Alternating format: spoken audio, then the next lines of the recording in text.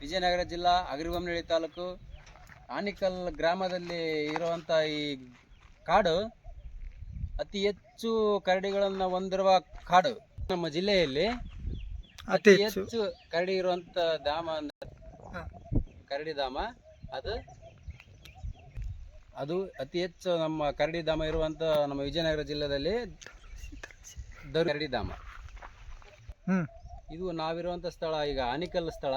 ಇದು ಅಡವಿ. ಇಲ್ಲಿ ನೀವು ಬಂದು ಪ್ರಾಣಿಗಳು ನೋಡ್ಕೊಂಡು ಹೋಗ್ಬೋದು ಆರಾಮಾಗಿ.